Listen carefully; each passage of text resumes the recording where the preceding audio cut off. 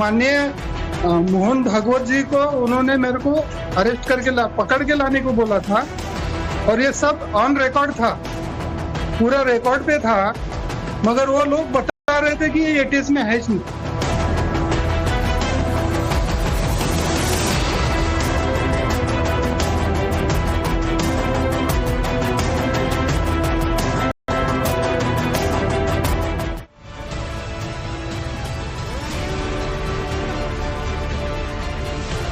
नमस्कार, आपके साथ मैं हूं विद्यानाथ झा। स्वागत है आपका दोपहर की नंबर 1 डिबेट शो ब्रह्मास्त्र में। सवालों का वो ब्रह्मास्त्र जिससे कोई नहीं बचेगा। देश हित, राष्ट्रवाद, समाज और महिलाओं के विरोध में उठेगी जो भी आवाज, उस पर होगा सवालों का ब्रह्मास्त्र से प्रहार।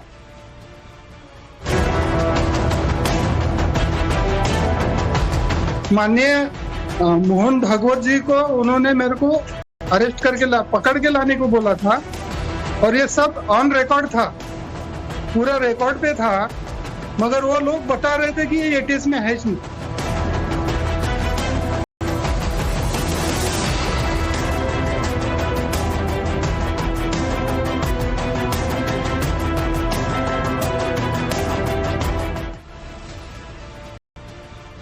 आज मालेगांव केस को लेकर जो खुलासा हुआ उसने पूरे देश को चौंका कर रख दिया।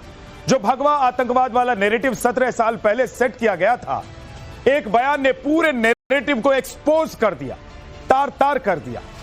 एटीएस के पूर्व अधिकारी महबूब मुजावर ने आज साफ कर दिया कि देश में भगवा आतंकवाद जैसी कोई बात कभी थी ही नहीं। वो तो बस कुछ नेताओं और अधिकारियों की तरफ से गढ़ी गई साजिश का हिस्सा थी। एटीएस के पूर्व पुलिस अधिकारी ने दावा किया है कि उन्हें आरएसएस प्रमुख मोहन भागवत को गिरफ्तार करने के लिए कहा गया था। रिटायर्ड इंस्पेक्टर महबूब ने बताया है कि भगवा आतंकवाद थ्योरी एक झूठी थ्योरी थी। उन्होंने कहा है कि मुझे मोहन भागवत को फंसाने के आदेश दिए गए थे। उन्होंने कहा है कि मोहन भागवत को पकड़कर लाने के लिए इसलिए कहा गया था कि स्थापित करना था कि यह ब्लास्ट भगवा आतंकवाद था। अब सवाल है कि आखिर इस साजिशकर्ता कौन है और कौन था जो ये चाहता था कि भगवा आतंकवाद जैसा एक शब्द ही नहीं, पूरा प्लान एग्जीक्यूट हो। आज हम इसी मुद्दे पर अपने मेहमानों के साथ चर्चा करेंगे, बहस करेंगे, लेकिन उससे पहले एक रिपोर्ट आपको दिखा देता हूं। मैं नहीं था, मगर मालेगांव ब्लास्ट के सभी आरोपियों को एक दिन पहले एनआईए की स्पेशल कोर्ट से इंसाफ तो मिल गया, लेकिन उनके सिर से भगवा आतंकवाद का इल्जाम हटने में 17 साल का लंबा वक्त लगा। भगवा आतंकवाद का जो नैरेटिव देश में सेट किया जा रहा था, हिंदुओं के खिलाफ जो साजिश रची जा रही थी, कोर्ट से उसे मुंह की खानी पड़ी और आखिरकार इंसाफ मिल ही गया। लेकिन भगवा आतंकवाद वाली कहानी यहीं पर नहीं रुकी। कोर्ट से फैसला आने के बाद साजिशकर्ताओं की कलई खुल गई। इस केस पर तत्कालीन एटीएस अधिकारी महबूब मुजावर ने ऐसे हिला देने वाले विस्फोटक खुलासे किए जिससे पूरे देश में सनसनी मच गई। पूर्व एटीएस अधिकारी ने दावा किया कि आरएसएस प्रमुख मोहन भागवत षड्यंत्रकारियों के निशाने पर थे। उन्हें गिरफ्तार करने के ऑर्डर पास किए गए थे। ये ऑर्डर तब मालेगांव ब्लास्ट के प्रमुख जांच अधिकारी परमवीर सिंह की तरफ से दिए गए थे। इस ऑर्डर का मकसद सिर्फ भगवा आतंकवाद की थ्योरी को स्टैब्लिश करना था। माननीय मोहन भागवत जी को उन्होंने मेरे को अरेस्ट करके पकड़ के लाने को बोला था और ये सब ऑन रिकॉर्ड था, पूरा रिकॉर्ड पे था, मगर वो लोग बता रहे थे कि ये एटीएस में है ही नहीं। अभी जब ये 7-8 साल पहले जब टाइम्स नाउ ने मेरी मुलाकात ली थी, प्रसाद बोल के जो पत्रकार थे उन्होंने लिए थे, तब वो बताए थे कि हमारा है ही नहीं, एटीएस का है ही नहीं। मगर मेरे को लिखित में ऑर्डर थी, डेपुटेशन पे लिया गया था, 8 महीने मैंने वहां पे काम किया, तो झूठ काम करने के लिए लगाए थे, तो मैंने नहीं किया। नहीं करने से मेरे पे झूठा गुना दाखिल करके मेरे को अरेस्ट किया गया। महबूब मुजावर ने यह बताया कि जब उन्होंने इस बात का विरोध किया और गलत काम करने से इनकार किया तो उन्हीं पर झूठे केस थोप दिए गए, लेकिन बाद में वो कोर्ट से निर्दोष साबित हुए। पूर्व एटीएस अधिकारी महबूब मुजावर ने जो अगला खुलासा किया वो तो और ज्यादा चौंकाने वाला है। उन्होंने वो बात कही जो अब तक मालेगांव ब्लास्ट के आरोपी कहते आ रहे थे। हिंदूवादी संगठन ये आरोप अब तक लगाते आ रहे थे और बीजेपी की लाइन भी यही थी कि भगवा आतंकवाद जैसी कोई चीज एग्जिस्ट नहीं करती। भगवा आतंकवाद सिर्फ और सिर्फ सनातन के खिलाफ एक साजिश का हिस्सा थे। यह भगवा आतंकवाद जो आया था ये राजकारण में से आया था बाहर, और राजकारण को खुश करने के लिए, पॉलिटिकल को खुश करने के लिए ये लोग, ये जो परमवीर सिंह जैसे अधिकारी है, ये झूठ काम किए। मेरे उनके बहुत संबंध अच्छे थे, मेरा उनका कभी झगड़ा वगैरह नहीं था, और मेरे को डेपोटेशन पे उन्होंने बुना के लिए थे धाड़सी अधिकारी है बोल के। मैं क्या होके नहीं गया था उधर, मगर ये जब उनके ध्यान में आया कि ये सब झूठी बातें इनको मालूम है, इतने खतरनाक बातें इसको मालूम है, सीक्रेट बातें मालूम है, तो मेरे को मेरा मुंह बंद करने के लिए, मेरे को चुप करने के लिए, मेरे पे झूठा इल्जाम लगा के मेरे को इन्होंने खत्म कर दिया। मेरी जिंदगी तबाह और बर्बाद हो गई। महबूब मुजावर ने भगवा आतंकवाद की थ्योरी को पूरी तरह से झूठा करार दिया और जांच में पक्षपात की बात को कहा। मैं परमवीर सिंह और उसके हायर अथॉरिटी के ऊपर बात कर रहा हूँ। मेरे को जो आदेश था, लिखित में आदेश था, मेरे को रिवॉल्वर दिया गया था, सीक्रेट सर्विस सीक्रेट फंड से मेरे को पैसे दे के काम के लिए भेजा था, और रोज मैं उनको सुबह शाम दोपहर उनको उनके इसके अंदर रह के उनके मार्गदर्शन में काम कर रहा था मैं। और उन्होंने मेरे को संकट में डाला, इसलिए डाला कि मैंने उनका झूठ काम नहीं किया। भगवा आतंकवाद पर जब सबसे बड़ी गवाही सामने आई तो कांग्रेस को मिर्ची लगना लाजमी था। इसका मुंहतोड़ जवाब बीजेपी की तरफ से दिया गया। ऐसे अफसर को गिरफ्तार करके जेल में भेजना चाहिए, समझ गए? या तो आप में दम होता उस वक्त बोलते हैं। आर.के. सिंह होम सेक्रेटरी थे, सारी घटनाक्रम के रचनाकार आर.के. सिंह बरी हुए, सारे के सारे आर.के. सिंह की वजह से 2014 में 27 भगवा कर करके वो सत्ता लेकर के आगे। लेकिन आज देश को खड़ा कहां कर दिया तुमने भाई? ये कांग्रेस की सबसे बड़ी मुसीबत है, देश की राष्ट्रीय एकता, राष्ट्रवाद और सनातन का समन्वयवादी दृष्टिकोण। कांग्रेस आज मुस्लिम लीग से भी ज्यादा एक तासुफी पार्टी बन गई है, एक संकीर्णवादी पार्टी बन गई है, और उसका सबसे बड़ा निशाना जो होता है वो सनातन, और सनातन का जो सबसे ज्यादा संगठित स्वरूप है वो राष्ट्रीय स्वयंसेवक संघ, जो देश की भक्ति के लिए अपना सब कुछ निछावर करने वाले लोगों का एक समूह है। तो इनका जो निशाना, उसके अगर पदाधिकारी बनते हैं तो कोई ताजुब थोड़ी है। ये कुछ करते रहे, संघ अपनी रफ्तार से चलेगा। इधर महाराष्ट्र के मुख्यमंत्री देवेंद्र फडणवीस ने भी भगवा आतंकवाद पर कांग्रेस को कटघरे में खड़ा किया और तत्कालीन सरकार पर सवाल उठाए। ये हिंदू आतंकवाद की पूरी थियरी तैयार की गई, लोगों को अरेस्ट किया गया, और हिंदुत्ववादी और राष्ट्रीय स्वयंसेवक संघ के अधिकारी पदाधिकारी, इनको टारगेट करने का ये षड्यंत्र था। लेकिन बहुत जद्दोजहद करने के बावजूद उनके खिलाफ कोई भी पुख्ता सबूत नहीं मिल पाया, और कई अधिकारी ऐसे थे कि जिन अधिकारियों ने बहुत प्रेशर आने के बावजूद ये स्पष्ट रूप से कहा कि हम इतना गैर कानूनी काम नहीं कर सकते, ऐसा कोई सबूत दूर दूर तक इनके खिलाफ नहीं है। तो मुझे ये लगता है कि अब परत दर परत ये जो षड्यंत्र है ये बाहर निकल रहा है। इतने खुलासों और आरोपों के बाद सवाल उठना लाजमी है कि क्या जानबूझकर मालेगांव ब्लास्ट केस में साध्वी प्रज्ञा सिंह ठाकुर, कर्नल पुरोहित समेत सभी सातों को फंसाने की कोशिश की गई थी। अब इनकी रिहाई के बाद ये सवाल खड़ा हो रहा है कि अगर ये सब बेकसूर थे तो असली मुजरिम कहां हैं और उन्हें किसकी शह मिली थी। Bureau report, times now, Navbharat. ATS के पूर्व अधिकारी ने एक्सपोज कर दिया है उन लोगों को जो लगातार सनातन या हिंदू टेरर वाली थ्योरी दे रहे थे। 17 साल तक क्या नहीं किया गया कि हिंदू आतंकवाद होता है। न जाने कितने बयान आए, न जाने कितनी बार यह आवाज बुलंद करने की कोशिश हुई कि हिंदू आतंकवाद होता है।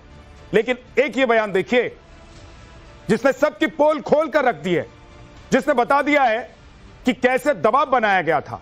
और आप सोचिए अगर मालेगांव ब्लास्ट मामले में सभी लोग बरी हो गए हैं तो इसका मतलब यह भी है कि जो असली मुजरिम होंगे वो आज कहीं घूम रहे होंगे, खुली हवा में सांस ले रहे होंगे।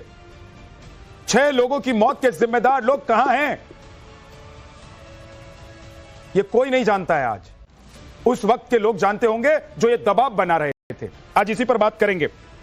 हमारे साथ विजय शर्मा है, प्रवक्ता बीजेपी के, स्वामी चक्रपाणी अध्यक्ष हिंदू महासभा के हैं, प्रोफेसर संगीत रागी जी राजनीतिक विश्लेषक हमारे साथ हैं, पवन राव अंबेडकर प्रवक्ता एमआईएम के हमारे साथ हैं, संदीप त्रिपाठी कांग्रेस के नेता हमारे साथ हैं, सैयद जवाद राजनीतिक विश्लेषक हमारे साथ हैं। आप सभी का बहुत बहुत स्वागत है।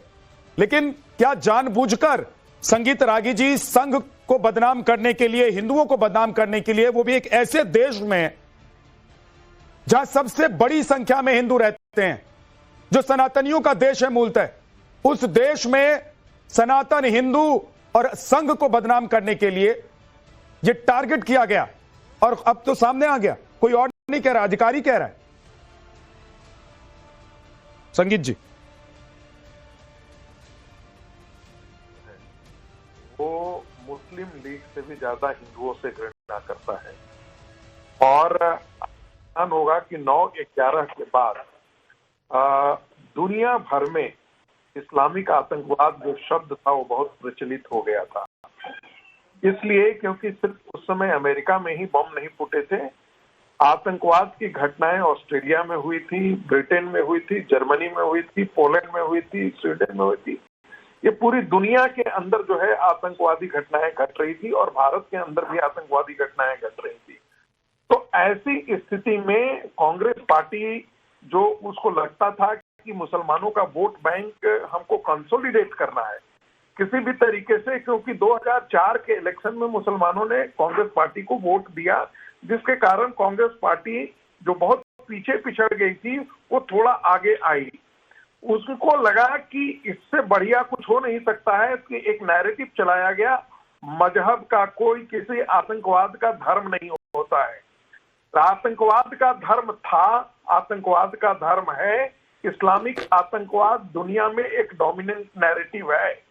उस मजहब से जुड़े हुए लोग सारे मुस्लिम आतंकवादी हैं, ऐसा नहीं कर रहा, लेकिन अधिकांश आतंकवादी घटनाओं में 90% से ज्यादा आतंकवादी घटनाओं में मुसलमान ही शामिल हैं। और यहाँ की बात नहीं है, पूरी दुनिया के लिए ये सर्वमान्य तथ्य है, जिसे हम कह सकते हैं स्वयं सिद्ध प्रमेय है आपस में। इसको बराबर करने के लिए कि चूंकि आतंकवाद का कोई धर्म नहीं होता है, कांग्रेस पार्टी ने इस चीज को निकाला कि हमको दिखाना है कि हिंदू भी आतंकवादी हो सकते हैं।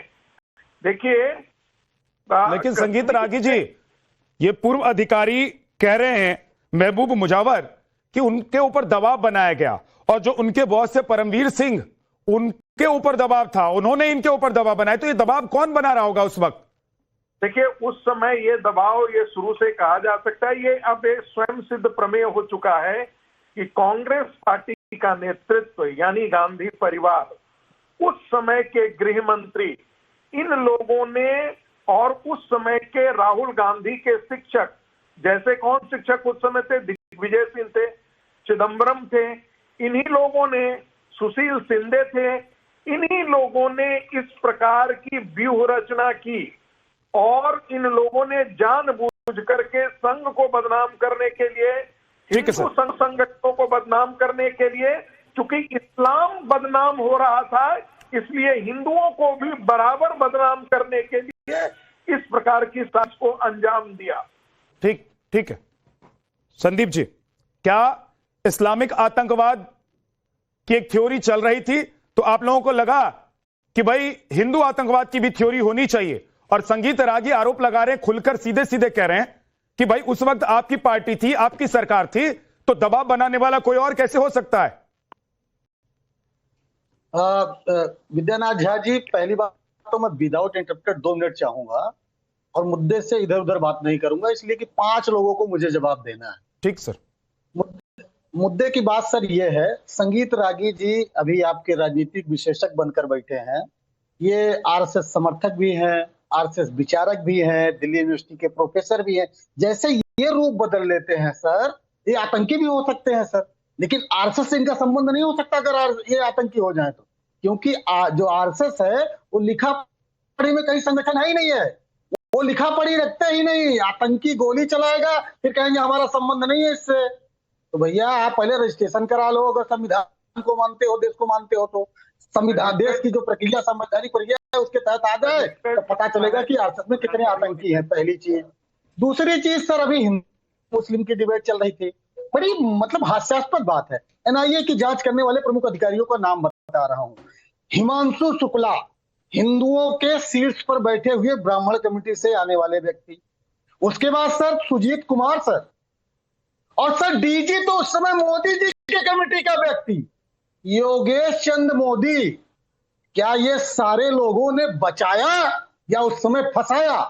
बताइए कृपया आप देश के लोगों को, या कहिए कि वो ये बताना तो आपको पड़ेगा, बताना तो आपको पड़ेगा संदीप जी, बताना आपको पड़ेगा। उस वक्त आपकी सरकार थी। 1 मिनट हुआ, मैंने कहा था 2 मिनट दीजिएगा। उस वक्त आपकी सरकार थी, जिस वक्त ये एटीएस अधिकारी कह रहे हैं कि इनके ऊपर दबाव था कि जाओ मोहन भागवत को गिरफ्तार करके लाओ, जाओ योगी आदित्यनाथ को गिरफ्तार करके लाओ। योगी आदित्यनाथ का नाम लेने के लिए और मोहन भागवत का नाम लेने के लिए दबाव क्यों बनाया जा रहा था? आपकी सरकार थी, जवाब दीजिए। आज देश को बताइए कि आप लोग क्या करना चाहते थे इस देश में। रिक्वेस्ट है, मैंने कहा था 2 मिनट सर, 1 मिनट आप नहीं बोलने दिए। अभी आपने कहा कि आपने दबाव बनाया और जो है इनका फला फला देखते हो। तो सर पहली बात तो ऐसा कुछ था नहीं। दूसरी बात जो महत्वपूर्ण बात मैं ये कह रहा था, आपकी बात कैसे मान ले देश? अगर आप महबूब मुजावर की बात नहीं मान रहे हैं तो आपकी बात कैसे मान ले देश, बताइए। और आपके नेताओं ने क्या भगवा आतंकवाद और हिंदू आतंकवाद की थ्योरी नहीं गढ़ी थी? तो मतलब मैंने 5 लोगों को कहा था जवाब देना है, गलती कर दिया था, मतलब और भी लोग हैं सर। रिक्वेस्ट है, आप तो आने दीजिए। आपको पूरे देश को जवाब देना है संदीप जी। अरे तो बोलने तो दीजिए, तब जवाब है। जवाब नहीं सर, देखिए सर, यही तो मैं कह रहा हूं ना। बोलिए। जिन अधिकारियों का मैंने नाम लिया, उन्होंने अगर सरकार के दबाव में गलत किया तो गलती की, संवैधानिक पद का दुरुपयोग किया, उन पर मुकदमा होना चाहिए। क्या ये सरकार मुकदमा करेगी? पहला सवाल। दूसरी बात मैं कह रहा हूं कि कांग्रेस के नेताओं ने गलत किया तो आप उन पर मुकदमा करिए, भाषणबाजी नहीं। दूसरी चीज, एक और मजेदार, अभी मुजव्वर किसका नाम आप ले रहे थे सर, क्या उनको पेंशन मिल रही है? अगर वो अधिकारी होंगे तो पेंशन मिल रही होगी। अगर उनके साथ गलत हुआ था तो 11 साल से तो भाजपा है, उनकी पेंशन चालू करवा देते सर। ये जिस तरीके से लोगों को गुमराह करने के लिए फर्जी लोगों को पकड़कर लाइएगा, हिमांशु शुक्ला जो है सरकार की तरफ से सब और भाजपा की तरफ से, आपके लिए तो वो लोग भी जो 17 साल तक पिसते रहे अदालतों में, जेल में, मुस्लिम को, वो लोग भी फर्जी है। बना रहे मुस्लिम। और सर तीसरा पॉइंट सर, दाल बना रहे मुस्लिम। और सर इसके पहले एक और घटना में कुछ लोगों को संदीप त्रिपाठी, लोगों को, आप उसी पार्टी से आते हैं ना जो कसाब के लिए जिस पार्टी के नेता और वकील रात में सुप्रीम कोर्ट चले गए थे। और उज्जवल निगम, आज वो जो है क्या है पता नहीं, आप चले गए थे ना सुप्रीम कोर्ट। उज्जवल निगम रात में दरवाजा खटखटाया था ना सुप्रीम कोर्ट का सर। उज्जवल निगम सांसद है, लेकिन महबूब मुजावर अगर सच बोलने की कोशिश कर रहे हैं तो देश को बता रहे कि उस वक्त क्या हो रहा था, तो आप उनको फर्जी कह रहे हैं, क्योंकि यहां आपका नैरेटिव फेल हो जाता है, क्योंकि यहां आपका नैरेटिव टूट जाता है। यहां नैरेटिव जो आप लोग 17 साल तक सेट करते रहे, वो नैरेटिव सेट नहीं हो पाया। कल अदालत में और आज महबूब मुजावर ने आप लोगों को एक्सपोज कर दिया। ये महबूब मुजावर बन गया भाजपा वालों का रिश्तेदार, आरएसएस वालों का दिमाग बन गया। तो मुजावर तो आपके रिश्तेदार होने चाहिए ना, ठेकेदारी आप लोगों ने ले रखी है ना। हम कैसे ले रखा भाई, आप लोगों ने ठेकेदारी ले रखी है ना। छिप किसके पीछे रहे हो? किसके पीछे छिप रहे हो? छिप रहे हो उसी मुस्लिम के पीछे जिसको आप गाली देते हो, जिसको टेररिज्म बताते हो, विजय शर्मा जी, उसके पीछे गजब की बात करते हो। पर एक पॉइंट और रख दूं, बस रुक जाइए थोड़ा सा। सर मुंबई ब्लास्ट में लोग बरी हुए, तब सरकार जाएगी सुप्रीम कोर्ट और यहाँ पर बरी हो गए तो आप बयान दोगे, गलत बात। तो तब क्यों नहीं छाती पीट रहे थे आप लोग? तब क्यों नहीं परेशान हो रहे थे? तब क्यों नहीं कह रहे थे आप लोग कि कहाँ गए असली मुजरिम कौन है? क्यों नहीं पीट रहे थे छाती आप लोग? तब तो आप लोगों को मजा आ रहा था कि चलो भाई, ये समुदाय जिसकी ठेकेदारी हम लेकर घूमते हैं अपने सर पर, हम कहते हैं कि हम इसके ठेकेदार हैं, इसके लिए कुछ नहीं बोलना है। लेकिन जैसे ही मालेगांव मामले के करने के लिए सरकार बनी है। जो आरोपी हिंदू थे वो बरी होते हैं तो आप लोगों को परेशानी होने लगती है। आप कहते हैं कि सरकार बचा लेती है, तो आप लोग भी बचाते होंगे। इसका मतलब आप लोग बनाते थे और गिराते थे। विजय शर्मा जी। विद्यानाथ जी देखिए विद्यानाथ जी, मैं तथ्य के आधार पर बात करूंगा। मैं चाहूंगा कि कोई बीच में रोक टोक ना हो। आप मुझे बताइए, मालेगांव ब्लास्ट जो सितंबर 2008 में होता है और 2004 तक 2014 तक चार्ज फ्रेम नहीं हो पाते हैं, तो इसको क्या करेंगे, क्या कहेंगे? इसका मतलब झूठा केस था। जरा मुझे संदीप जी पे भी जवाब दे दीजिए। 6 साल तक नहीं हुआ। अब इन्होंने क्या सोचा था कि महबूब मुजाकर जो है वो इनके मुस्लिम थे, इन्होंने सोचा कि मुस्लिम है इसलिए मोहन भागवत जी को अरेस्ट कर लेंगे, पर इनको ये नहीं पता थी कि सारे मुस्लिम राष्ट्रद्रोही नहीं है। बहुत सारे मुस्लिम देश प्रेमी है और वो गलत काम नहीं करते हैं। संदीप जी सुन लो, बीच में बहस नहीं करते, बोलते नहीं है। तो अब आप मुझे बताइए, अभी मैं एक वीडियो दिखाता हूँ संदीप भाई, अभी नंगा करता हूँ उनको। एक रुक जाइए, आप बोल रहे थे तो नहीं बोल रहे थे ना बीजेपी के नेता या संघ के जो बोल रहे थे ना साहब, आपकी जगह लेके बोल रहा हूँ। सर रुक तो जाइए, एक सेकंड रुकिए ना। अरे मैंने ही आपको वक्त दिया है और सबसे ज्यादा वक्त दिया है, संगीत रागी से ज्यादा वक्त दिया है आपको। रुक जाइए थोड़ा सा।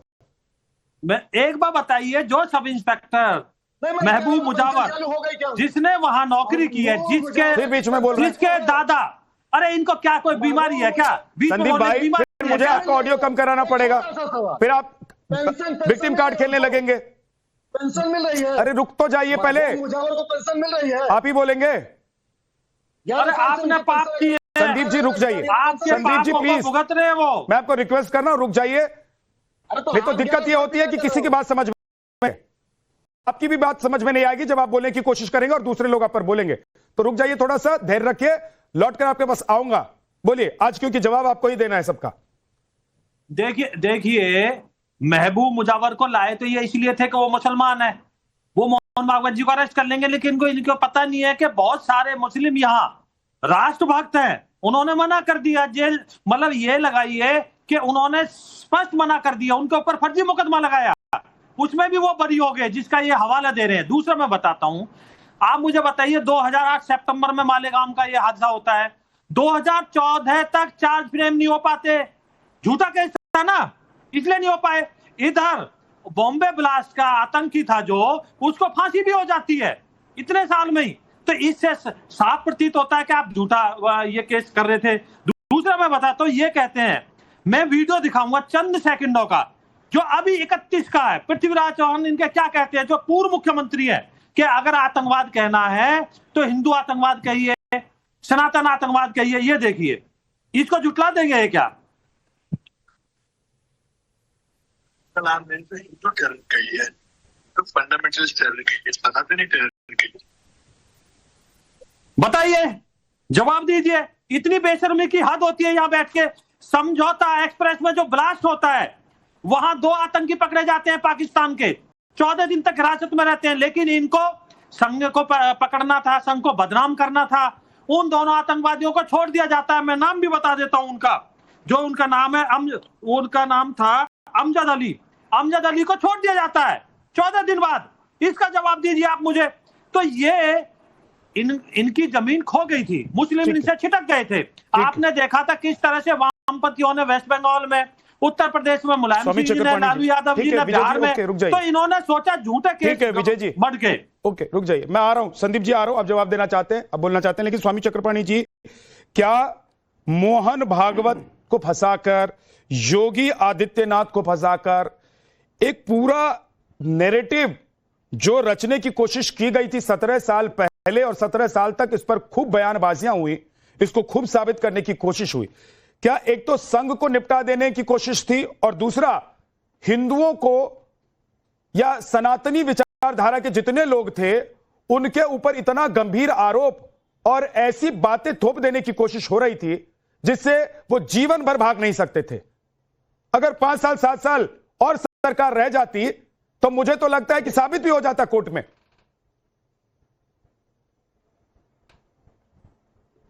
देखिए विद्यानाथ जी, बिल्कुल आप सही कह रहे हैं, लेकिन निश्चित रूप से आज सत्यमेव जयते यानी सत्य की जीत हुई है। सत्य परेशान हो सकता है लेकिन पराजित नहीं होता।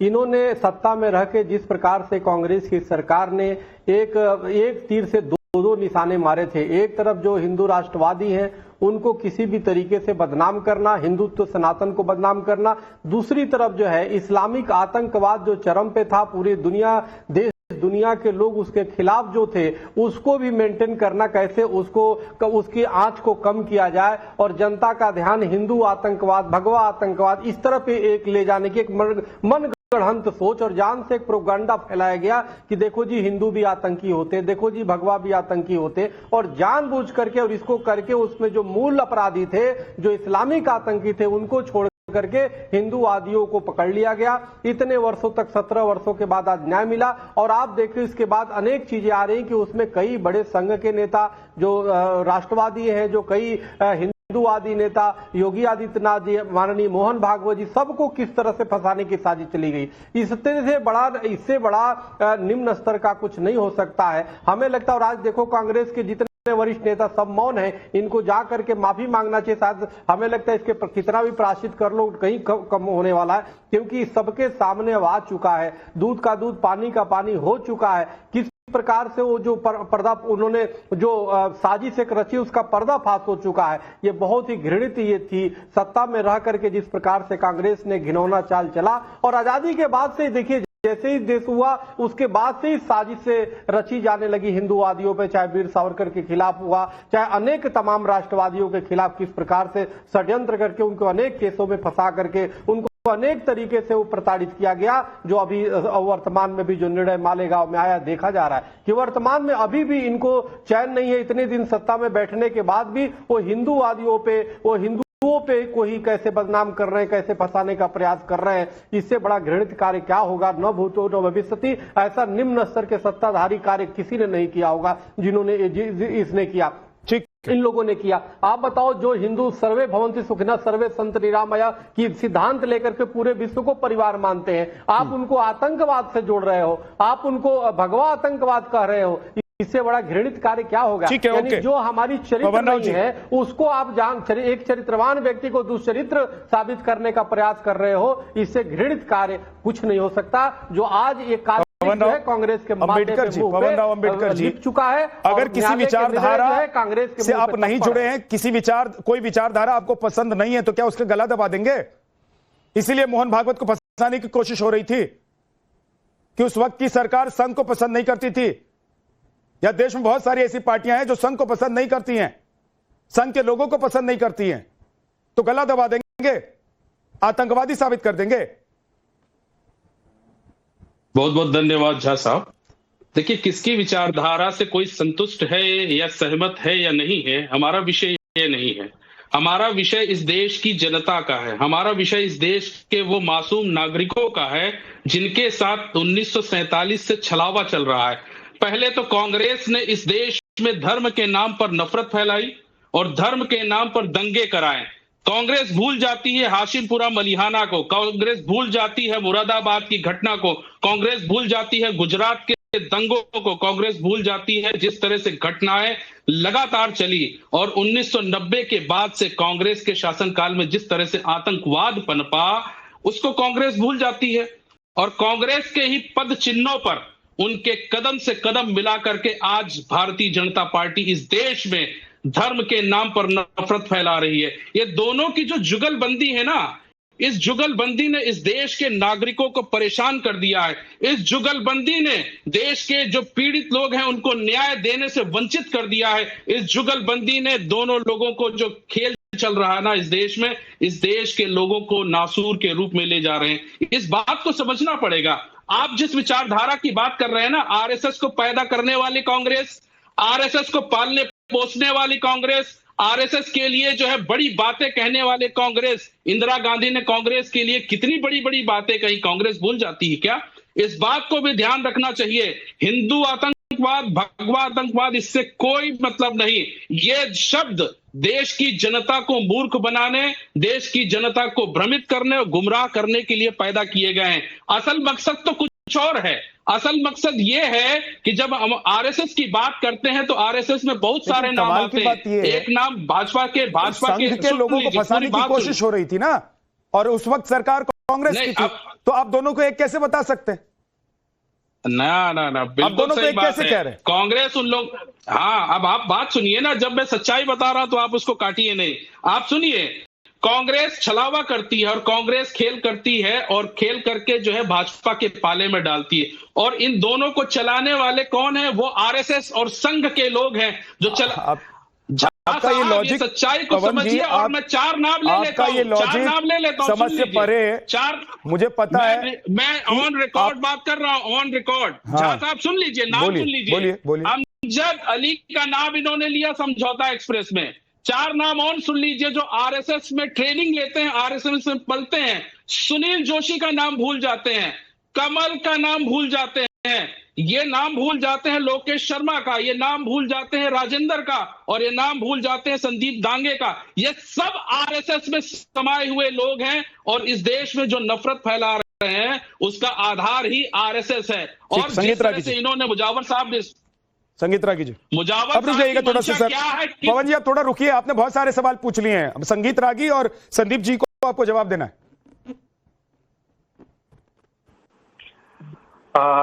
देखिए, जिस पार्टी से वो आते हैं उसका वो मुसलमान पार्टी है।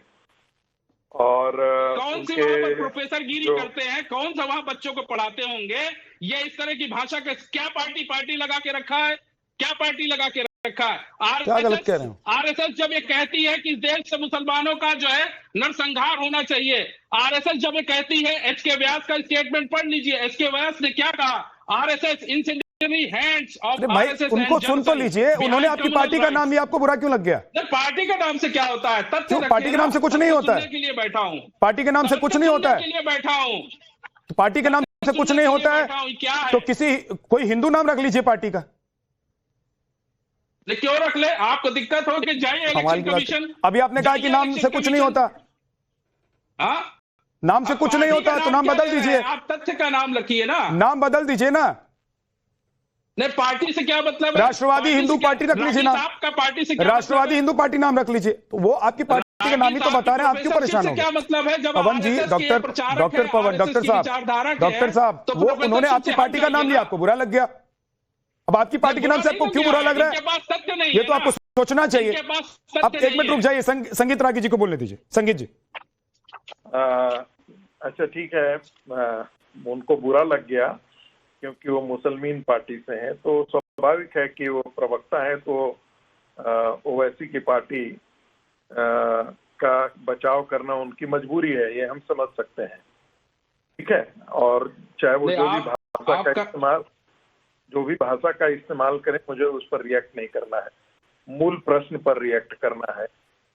राष्ट्रीय स्वयंसेवक संघ एक राष्ट्रवादी संगठन है जिसका काम व्यक्ति निर्माण है, और वो व्यक्ति निर्माण जो समाज के हर क्षेत्र में जो ये मान करके चलता है कि आ रहा हूं से जवाब, राष्ट्र के लिए ही हम करेंगे, राष्ट्र ही हमारे लिए सब कुछ है, हम व्यक्तिनिष्ठ नहीं है, हम राष्ट्रनिष्ठ संगठन के सदस्य हैं, हम इस्लामिस्ट ऑर्गेनाइजेशन के जिहाद के प्रवर्तक नहीं है, और हम इटालियन कांग्रेस एक क्रिश्चियन के द्वारा चलाया हुआ संगठन नहीं है। ठीक है, अभी जो है श्रीमती सोनिया गांधी, राहुल गांधी जो हैं, थोड़ा धैर्य रखिए, मैंने बीच में बोला नहीं था, तो जिन्ना प्रधानमंत्री ठीक है, तो ऐसे संगठन को बदनाम कौन करेगा? जब से श्रीमती सोनिया गांधी सत्ता संचालन के शीर्ष पर कांग्रेस पार्टी में आई है, तब से इस प्रकार का गोरख धंधा इस देश में चल रहा है।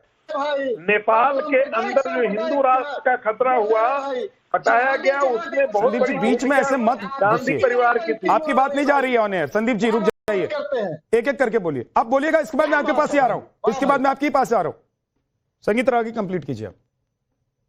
देखिए, जब से श्रीमती सोनिया गांधी ने कांग्रेस पार्टी की सत्ता संभाली है, इस देश में इस देश का इस्लामीकरण और इस देश का क्रिश्चियनाइजेशन बहुत तेज रफ्तार से हुआ है।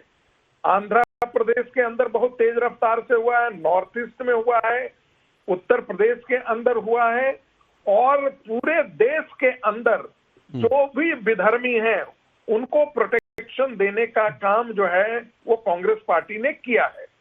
ऐसी स्थिति में हमें ये बहुत आश्चर्य नहीं दिया कि मोहन भागवत जी को अरेस्ट करने के लिए ये इस स्तर तक गिर सकते हैं। ये कांग्रेस पार्टी गिर सकती है क्योंकि ये राष्ट्रवादी कांग्रेस पार्टी नहीं रह गई है, ये कांग्रेस गांधी का कांग्रेस पार्टी नहीं रह गई है, ये वो पार्टी है, ये पुरुषोत्तम दास टंडन की पार्टी नहीं है, ये के मुंशी की पार्टी नहीं है, ये आज के दिन में इटालियन नेशनल कांग्रेस है। इटली की भारत में आई हुई श्रीमती सोनिया गांधी जी के द्वारा संचालित एक कांग्रेस पार्टी है, इसमें इस कांग्रेस पार्टी का चरित्र अलग है। ठीक है, ओके संगीत जी, ओके संदीप जी बोलिए सर, 30 सेकंड, उसके बाद फिर आऊंगा आपके पास, लेकिन बाकी मेहमान से जवाब के पास जा ही नहीं पाया। 30 सेकंड। बिल्कुल सर, आरएसएस पहले भी जासूसी का काम करता था और आज भी वो जासूसी करता है। पहले जो है अंग्रेजों के लिए करता था, अब पाकिस्तानियों के लिए करता है। तो और आतंक भी अगर आप फैलाने में आपकी सहभागिता रहती है तो कहीं ना कहीं वो आप उन्हीं को फायदा पहुंचाते हैं, क्योंकि आपके देश के थे ही नहीं। और आप हिंदू की बात करते हैं, झंडा पूजने वाले हमको हिंदू और सनातन सिखाएंगे सर। और एक बात, अभी मजेदार बात, अभी बयान की बात चल रही थी, आरके सिंह जी ने क्या कहा वो मैं बयान बता देता हूँ, जो भाजपा के सांसद है। हमारे पास पुख्ता सबूत है कि साध्वी प्रज्ञा और कर्नल पुरोहित के खिलाफ एटीएस ने जो सबूत इकट्ठे किए थे वो सही थे। एनआईए ने कहीं ना कहीं ढील दी। आप आरके सिंह को बाहर करिए भाजपा से अगर आप इस बात से इत्तेफाक नहीं रखते। दूसरी बात, मुंबई ब्लास्ट में भी लोग बरी हुए हैं, तब आप कहते जो उसमें मुस्लिम आरोपी थे ना, कैसे बरी हो गए? अगर आप हिंदूवादी हो, आप बताइए कि कांग्रेस ने उस समय जेल भेजा तुम लोगों को, कांग्रेस ने मुकदमा लिखा था उन मुस्लिमों पर। अगर हिंदू मुस्लिम की बात करते हैं तो आप हिंदूवादी सरकार में वो लोग कैसे बरी हो गए, आप बताइए। ठीक, इसका जवाब विजय शर्मा जी देंगे, लेकिन सही जवाब उससे एक सेकंड हो गया, आ रहा हूं मैं विजय जी आपके पास आ रहा हूं, लेकिन उससे पहले सही जवाब भाई, इस्लामिक आतंकवाद का नैरेटिव सेट करने की कोई जरूरत ही नहीं है, क्योंकि दुनिया भर में कई ऐसे इस्लामिक संगठन हैं जो दुनिया भर में आतंकवाद फैला रहे हैं। इसलिए क्या हमारे देश में भी हिंदू आतंकवाद का एक नैरेटिव न सिर्फ सेट किया गया, बल्कि संघ के लोगों को उसमें एंगेज करके, फ्रेम करके, उनको बदनाम करने के लिए, और योगी आदित्यनाथ जैसे जो सनातनी हैं उनको पकड़कर, उनको फंसाकर, क्या देश में हिंदू आतंकवाद को स्थापित करने की कोशिश नहीं हुई? विद्यानाथ जी, पहले तो बहुत बहुत धन्यवाद सबसे आखिर में वक्त देने के लिए, और आखिर 25 मिनट बाद के बाद आप आए उसके लिए मैं आपका शुक्रगुजार हूं। अब धैर्य पूर्वक सुनिएगा। तो पहले तो ठीक है, आतंकवाद की डेफिनेशन ही बता दी जाए, क्या है आतंक? आतंकवाद की डेफिनेशन को डिफाइन करिए, और मैं तो कह रहा हूं प्राइवेट मेंबर बिल लेकर के आइए, क्योंकि कोई भी धर्म आतंकवाद नहीं सिखाता।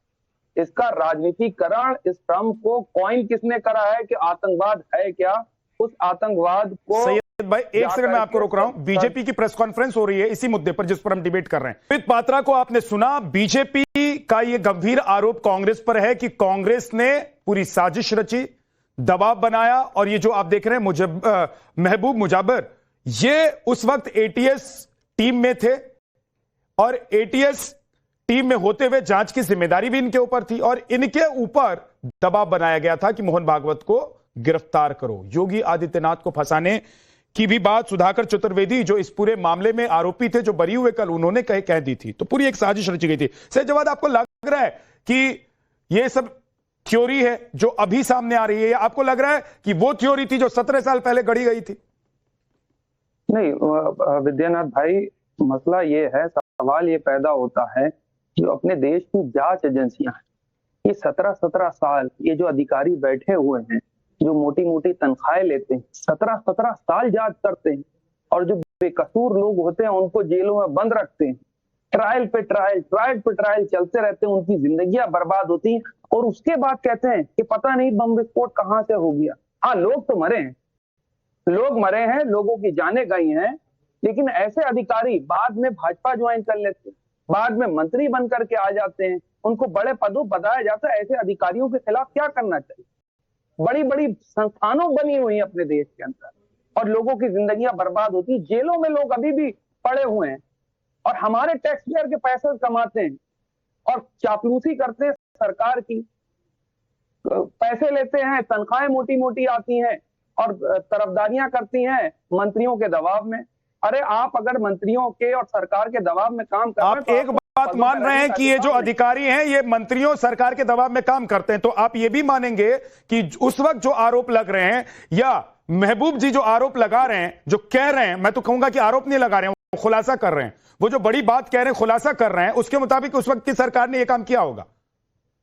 विद्यानाथ भाई, ये आज जबरदस्ती के जो चीजें मीडिया ट्रायल करे जा रहे हैं, इसका मूलभूत आपको बता दूं, जो देश के अंदर सवाल विपक्ष ने कर रहे हैं, उनके सवालों से भागने के लिए ये 140 करोड़ लोगों का देश है, जहां 120 करोड़ हिंदू रहते हैं। अगर हिंदुओं की साख पर सवाल है तो उस पर बात नहीं करें सैयद जवाद भाई, नहीं उस पर बात नहीं करें। तो देखिए 2011 से लगातार बात हो रही जा रही है, और सनातन धर्म हो गया, चाहे इस्लाम धर्म हो गया, क्रिश्चियनिटी हो गया, सिखिज्म हो गया, बुद्धिज्म हो गया, कोई धर्म आतंकवाद नहीं सिखाता है। सनातन, सुन लीजिए, सुनिए, देखिए, सुनिए, कोई धर्म मैं बाकी धर्मों की बात नहीं कर रहा हूं। जिस देश में 120 करोड़ हिंदू रहते हो, क्या उस देश में अगर हिंदू आतंकवाद साबित करने की कोशिश होती है, भगवा आतंकवाद साबित करने की कोशिश होती है, तो बात नहीं करनी चाहिए। लेकिन बहुत सारे सवाल आपने पूछ लिए से जवाब, अब वक्त नहीं है। विजय शर्मा जी से जवाब चाहता हूं। मुझे सबसे आगे 10 सेकंड और दे दीजिए। हाँ, बोलिए। मैं नहीं बोलिए, मैं कह रहा हूं कि आतंकवाद की परिभाषा क्या है।